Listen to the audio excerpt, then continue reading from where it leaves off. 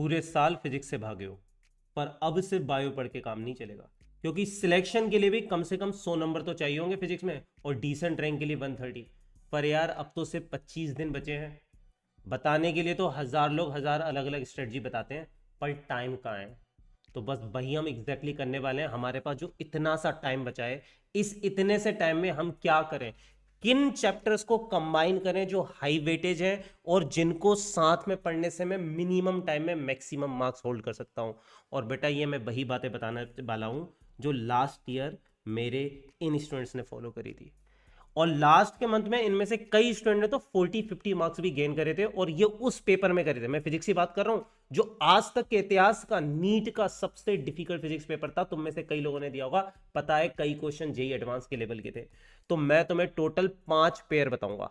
सबसे पहली बात तो ये पेयर सबसे ज्यादा हाई वेटेज हैं, जो मैक्सिमम मार्क्स होल्ड करते हैं, और इनको अगर हम साथ में पढ़ते हैं तो क्वेश्चन सिमिलर होते हैं, मतलब एक बार मेहनत करके डबल फायदा होता है। चलो बात करते हैं, और याद रखना मैं तुम्हें सिर्फ ये बताऊंगा नहीं, तुम्हारा हाथ पकड़ के इस वीक मैं तुम्हें ये सब करवाने वाला हूं अपने साथ, ताकि अगर इस एक वीक में तुमने ये सब फॉलो कर लिया ना, तो बेटा मैं मजाक नहीं कर रहा, जिसके नंबर अभी फिजिक्स में 100 से कम आ रहे हैं ना, कम से कम 40 से 60 मार्क्स तेरे बढ़ जाएंगे एक एवरेज पेपर में। और अगर डिफिकल्ट पेपर आया तो उसमें भी तेरे कम से कम 30 मार्क्स बढ़ेंगे। याद रखना ये मैं सिर्फ एक वीक की बात कर रहा हूं, हमारे पास अभी 25 दिन है, उसमें तो हम बहुत कुछ कर जाएंगे। और जिन बच्चों के अच्छे नंबर आ रहे हैं तुम्हें तो 160 प्लस टारगेट करना है। देखो सबसे पहला पेयर है हम जो फॉलो करने वाले हैं, that is current electricity and capacitor. और मैक्सिमम बच्चे यही गलती करते हैं कि पहले वो कैपेसिटर पढ़ते हैं और फिर करंट इलेक्ट्रिसिटी पढ़ते हैं। जब वो ऐसा करते हैं तो उनसे कैपेसिटर के सर्किट कभी सॉल्व नहीं होते। याद रखना अगर तुम कभी भी किसी सीनियर टीचर से पढ़ोगे जो हर साल रैंक्स प्रोड्यूस कर रहे हैं, स्पेशली जैसे कोटा में एक सीधा सा कल्चर है कि हमेशा करंट इलेक्ट्रिसिटी के बाद ही कैपेसिटर पढ़ाया जाता है। मुझे पता है किताबों में ये ऑर्डर उल्टा दिया होता है, पर बेटा अगर तुम करंट इलेक्ट्रिसिटी के बाद कैपेसिटर पढ़ते हो ना, तो कैपेसिटर के सर्किट वाले जितने भी क्वेश्चन है, चाहे फिर वो व्हीट स्टोन ब्रिज हो, चाहे सीरीज हो, चाहे पैरेलल हो, चाहे सिमेट्री सर्किट हो, देख के सॉल्व होते हैं। मतलब करंट इलेक्ट्रिसिटी पढ़ते ही मेरा कैपेसिटर अपने आप तैयार हो जाता है। और सबसे अच्छी बात है, ये वाला चैप्टर मैंने ऑलरेडी अभी परसों कराया है, करंट इलेक्ट्रिसिटी एंड कैपेसिटर, जब आप 2.0 सीरीज में। अगर तुम्हें इस प्लेलिस्ट के बारे में नहीं पता तो मैं बता देता हूं, मैं हर साल यूट्यूब पे 3 बार पूरा सिलेबस कराता हूं, और ये वाली जो सीरीज है इसमें मैं डिटेल में कराता हूं। मतलब जिस बच्चे को बिल्कुल भी नहीं आता ना, उसको मैं जीरो लेवल से पढ़ाऊंगा। क्लास के अंदर तेरे को रीसेंट ईयर के नीट के सारे पीवाईक्यूज, एम्स के, यहां तक कि जेई मेन के, जेई मेन 2026 में अभी जो क्वेश्चन आ रहा हूं वो भी कराऊंगा। तुझे पता है करंट इलेक्ट्रिसिटी और कैपेसिटर मैंने इस एक लेक्चर में खत्म करा है, और इसमें से अराउंड 6 क्वेश्चन, 5 से 6 क्वेश्चन मान के चल, और अगर तूने इलेक्ट्रो भी कर लिया तो फिर तो अराउंड 32 मार्क्स तेरे यहीं पे हो जाएंगे। अगला हमारा पेयर है जो हमें हमें हमें हमेशा साथ में करना है, दैट इज मैग्नेटिज्म के दोनों चैप्टर। सबसे पहले मूविंग चार्ज एंड मैग्नेटिज्म, उसके बाद magnetism and matter.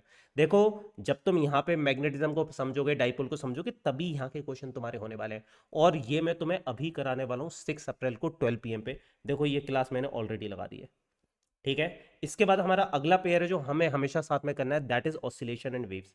I know तुम्हें से कई लोग कहोगे सर एसएचएम में तो उतने क्वेश्चन आते भी नहीं है।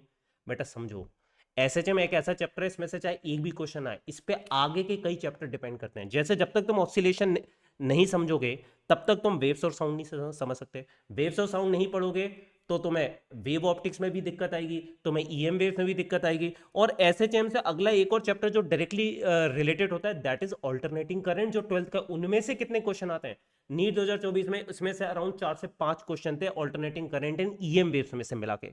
और इनफैक्ट वो हमारा अगला पेयर है, ये वाला मैं तुम्हें पेयर कराने वाला हूँ 8 अप्रैल को। बीच में मैंने एक एक दिन का गैप तुम्हें इसलिए दिया है क्योंकि हमें सिर्फ ये नहीं करना, उसके बाद मैं तुम्हें क्वेश्चंस कराऊंगा, सिलेक्टेड क्वेश्चंस तुम्हें दूंगा। ये सारी चीजें तुम्हें टेलीग्राम पे मिलेंगी, हर रोज मैं तुम्हें कराने वाला हूं। याद रखना अब इन आखिरी 25 दिनों में एक दिन भी मैं तुम्हारा हाथ नहीं छोड़ने वाला। मैं तुम्हारा हाथ भी पकड़ूंगा और तुम्हें थप्पड़ भी लगाऊंगा, ताकि तुम इतना सा भी अपने रास्ते से डेविएट ना हो। बस एक हफ्ते मेरे साथ इसको फॉलो करो, और मैं बता रहा हूं मिनिमम 40 to 60 मार्क्स तुम्हारे अगले मॉक टेस्ट में, फिजिक्स के लिए की बात कर रहा हूं, इंक्रीज करेंगे अगर तुमने तमीज से मेरे साथ फॉलो करा। उसके बाद देखो ये 10 अप्रैल को करेंगे, ये 3 चैप्टर एक साथ मैं तुम्हें कराऊंगा, ईएमआई, एसी और ईएम वेव। अब किसी को लग रहा होगा बीच में मैंने 11th का चैप्टर क्यों डाला, क्योंकि बेटा जब तुम्हें ऑसिलेशन और वेव आएगा तभी तुम एसी और ईएम वेव समझ पाओगे। याद रखना हाईली इंपॉर्टेंट चैप्टर्स हैं ये सारे के सारे। उसके बाद हमारा अगला पेयर है इलेक्ट्रोस्टैटिक एंड ग्रेविटेशन। इसमें सबसे बड़ी चीज ध्यान रखना, बहुत से बच्चे क्या गलती करते हैं, पहले वो ग्रेविटेशन पढ़ने की कोशिश करते हैं और उनको ग्रेविटेशन समझ में नहीं आता। कभी भी ग्रेविटेशन पहले नहीं पढ़ना, हमेशा इलेक्ट्रोस्टैटिक के बाद ही ग्रेविटेशन पढ़ना है। अगर तुम ऐसा करोगे ना तो तुम्हारा अराउंड 40% ग्रेविटेशन चैप्टर इलेक्ट्रोस्टैटिक के साथ ही तैयार हो जाएगा। Electric field, potential, potential energy, क्योंकि इलेक्ट्रोस्टैटिक में ये सारी चीजें हम बहुत डिटेल में पढ़ते हैं। और इनफैक्ट इसी तरह से मैंने अभी कुछ दिन पहले ये कंप्लीट भी कराया है। इधर देखो, इलेक्ट्रोस्टैटिक कराया है और फिर ग्रेविटेशन कराया है। तो ये सारी प्लेलिस्ट बाय द वे तुम्हें इसी चैनल पे है और इसकी लिंक तुम्हें मेरे टेलीग्राम पे भी मिल जाएगी, ठीक है। तुम जाओगे तो ये प्लेलिस्ट तुम्हें लिखी मिलेगी, इसमें तुम्हें सारे चैप्टर मिल जाएंगे डिटेल में विद PYQs, ठीक है। ग्रेविटेशन चैप्टर तुम्हारा यहाँ पर होगा, इसमें कहाँ दिख क्यों नहीं रहा, ये है ग्रेविटेशन चैप्टर तुम्हारा, ठीक है। अब अगला पेयर अपना भाई देखो ये है, ठीक है। अच्छा एक चीज ध्यान रखना, ये 5 पेयर अपन करेंगे। अब इस 5 पेयर में से करंट इलेक्ट्रिसिटी बहाने में से अकेले से 6 क्वेश्चन आ जाते हैं, करंट इलेक्ट्रिसिटी, कैपेसिटर, इलेक्ट्रोस्टैटिक वगैरह। अगर ये तुमने कर लिया ना बेटा, और मैं ये नहीं मान रहा कि तू इसके सारे क्वेश्चन सही करेगा, इसमें से अगर तूने 60-70% क्वेश्चन भी सही कर दी ना, तू एटलीस्ट 60 मार्क्स एक्स्ट्रा गेन करेगा। अच्छा एक चीज ध्यान रखना, कोई भी चैप्टर पढ़ो, ये 3 तो मोस्ट फंडामेंटल चैप्टर्स हैं, basic maths, vector, Newton's laws of motion and work power energy, क्योंकि एनर्जी और फोर्स के कॉन्सेप्ट हर जगह आते हैं। अगर किसी को ये नहीं आते तो भाई ये अपने फ्री टाइम में कर लेना, वैसे मुझे पता है ये आते होंगे, बेसिक आइडिया एटलीस्ट इनका होना चाहिए, क्योंकि ये न्यूमेरिकल सॉल्व करने में कहीं भी यूज हो जाते हैं।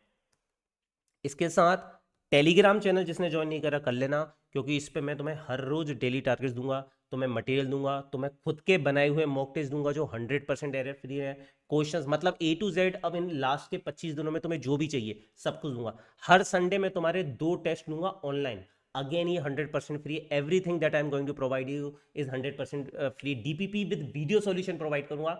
इन 25 दिनों में तुम्हें क्या करना है, एक एक दिन का टारगेट विद प्लानिंग एवरीथिंग। और याद रखना मैं 3 बार पूरा सिलेबस कराता हूं, अभी मैं 2 बार और सारे चैप्टर कराऊंगा।